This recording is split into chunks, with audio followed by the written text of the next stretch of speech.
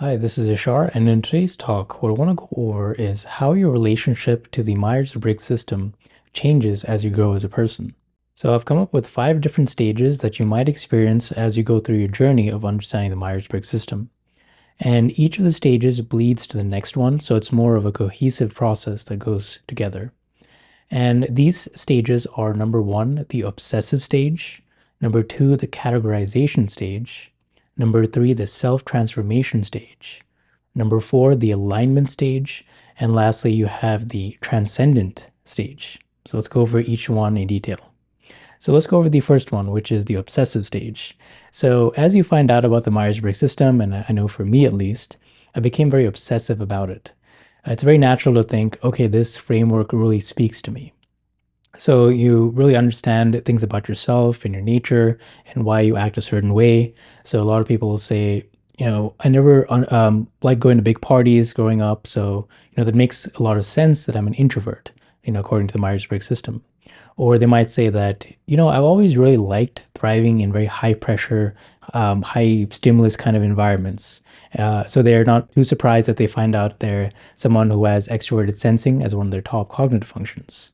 Or perhaps they might say, okay, this makes sense as to why I tend to people please after finding out, they're an ENFJ personality type that might have an imbalanced extroverted feeling function.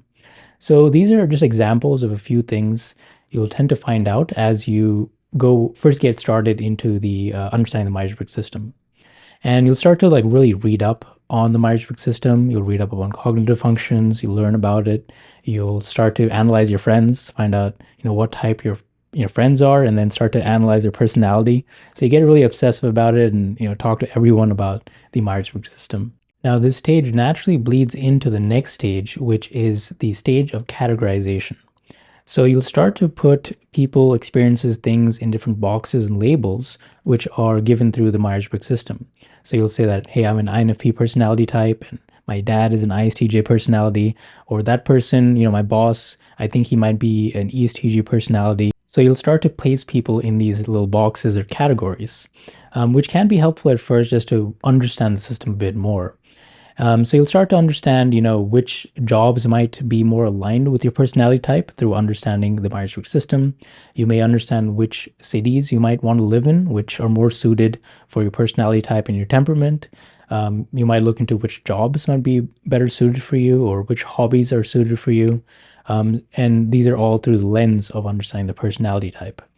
And one of the things that does start to rise in this stage is having an us versus them mentality, which isn't really healthy, but something I've noticed in the stage. So, for example, a lot of feelers, like me, I'm an INFP personality type, will start to feel resistance towards their SJ counterparts, so the guardian types. Especially if they had a bad experience in school growing up, they'll say, these guardian types are so orderly, and, I wish they allowed me some room for me to express my creative side. These are just some comments I would hear. Or some will even start to resent their own personality type. So they find out that, they weren't the personality type that they thought, and they feel like, oh, it's so bad that I'm stuck with this personality type. I wish I wasn't a blah, blah, blah type. I wish I was this instead. As if they had no control over their lives. They're kind of doomed to live in their personality bubble, right? So this is the stage of categorization. And the idea and the hope behind this is that you'll eventually use the tools from the Myers-Briggs system for good rather than the bad. So rather than, using it to put people in boxes and say, you're over there and I'm over here, hopefully you're using it in the right manner of saying, how does these tools given to me by the Myers-Briggs system, how will this enhance my life? So by understanding, what careers might be good for you, or what people you might want to hang out with, what cities you want to live in. So really understanding like these things, you'll start to then get into this transformation stage where you use the knowledge applied and actually put it into action. So a key point here is the self-transformation stage, which is after the categorization stage, is all about putting things in action. So just having book knowledge isn't enough. You actually do need to apply these principles. So one example would be, say you're an introverted feeler like me, I'm an INFP, and you're currently in a extroverted thinking dominant job, such as a sales job or a business job. And every day you're kind of met with a lot of resistance, and you're like, maybe I should consider a career choice that is more aligned with my introverted feeling nature. So you could consider perhaps being a writer or a teacher or a counselor. These are just a few examples of introverted feeling jobs. And that might call you to actually change jobs. Or perhaps, where you live is very tech dominated and, very industry focused and all about working hard. Maybe you want to find something that maybe nurtures your feeling side a bit more. So you might be considering moving to like Hawaii or something. I'm just a random example here, but if you actually act upon these little guidances and try to align your life, around what might suit your personality type and temperament the best, then you'll start to get into the stage of alignment where you're actually taking these concepts and putting into use into your life. Now, what will happen is in this stage of alignment, your life becomes a bit more harmonious with your preferences. So if you're living a life that is true to you, then you don't have much like resistance and things you have to battle against. Life isn't an uphill battle or anything like that. That kind of just drops away. It's your life is peaceful because you've aligned your life around things you like. So you figure out how to optimally conduct your lifestyle, and you have enough knowledge to also deal with other people just based on their personality type. So you have enough understanding of how they also operate and how you operate as well, and things are just generally in a good place for you.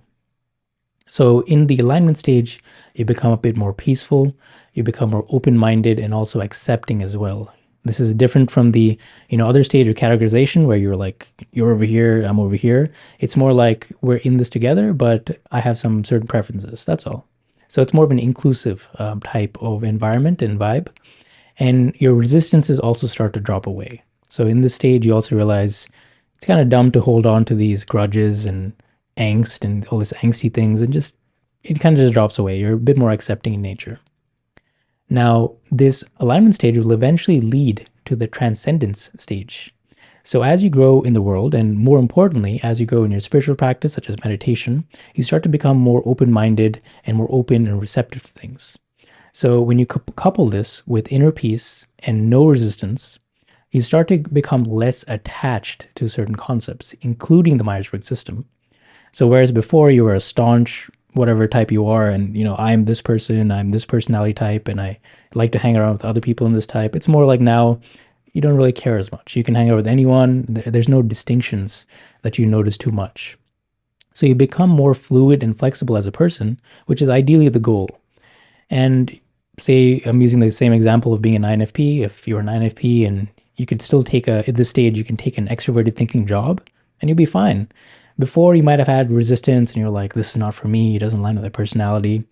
At this stage, you're like, okay, whatever, that's fine. You can drop me in any situation, any scenario, put me with any person, and there's no resistance. I get along with everyone. So life starts to open up for you. You become more balanced as a person. And as you become more open, you start to become just more accepting and also balanced with the cognitive functions as well. And this is something you even talk about in the Myers-Briggs system, in which as you get older, you naturally start to use your cognitive functions more in balance. So nothing is just overemphasized. When you were younger, you would tend to use your dominant cognitive function a bit more at the expense of the other ones. But as you grow, you can become more fluid in the nature that you can switch between your cognitive functions, no big deal. And if you're also doing some kind of meditation work as well, you become less preoccupied with staying with just your cognitive functions. You can go everywhere, like I mentioned. So you could use extroverted thinking as a INFP and be fine. Or if you're an ENFP, you'd use in your inferior introverted sensing function and you'd be fine. Like it doesn't tax you, or it doesn't put much strain on you. You can go anywhere, use any function, and there isn't like one set of predictable ways of acting. And you'll find that you can do anything, and basically your overall personality is still the same. However, there will be some patterns, obviously, people will notice in you, and some patterns you might stay with. That doesn't really change, and I think that's just part of your natural temperament. So if you're an introvert, you naturally won't become, this loud extrovert or anything like that. However, you can become more social. Likewise, if you're very extroverted and in this transcendent stage, you're not magically going to turn into an introvert, but you might become more reflective, and you're okay with being reflective. So those are the main things you'll notice in the stage where you're still in line with these natural tendencies within you, but you're much more fluid. You can bounce back and forth. And in this stage, the Myers-Briggs doesn't really become a big deal. It doesn't define your life. Because at this stage, you can go anywhere and you'll be fine, and there's no resistance, it's complete peace. So why even need transformation? So hopefully at this stage, there's less of a focus on self-transformation and more on acceptance and these higher qualities that a lot of these spiritual teachings will talk about, where you're accepting love and openness and peace and all that, because it becomes more accessible for you at this stage. Now, this might be very hard to believe if you're in like the first stage of being obsessive or being in the categorization stage. Concepts like being open and accepting doesn't really make sense. But eventually, the hope is as you grow, you're going to use these tools to align your life, but eventually you'll see beyond it. And you can still participate, play in the world, but you're less attached to every one outcome. So that's just the brief overview of these stages. Once again, you'll start off with the obsessive stage, leading to categorization, where you put things in boxes. Eventually, you'll use these categorizations for your advantage, for personal growth. Then you'll align your life to these findings and to actually put things into action. Your life becomes more harmonious, there's less resistances. And lastly, you'll go beyond the Myers-Briggs system itself, even though you might still adhere to a lot of the qualities found in it. And I'd also like to know, just out of curiosity, what stage you might be in this journey of the stages I've listed. So I hope you found this helpful. Thank you.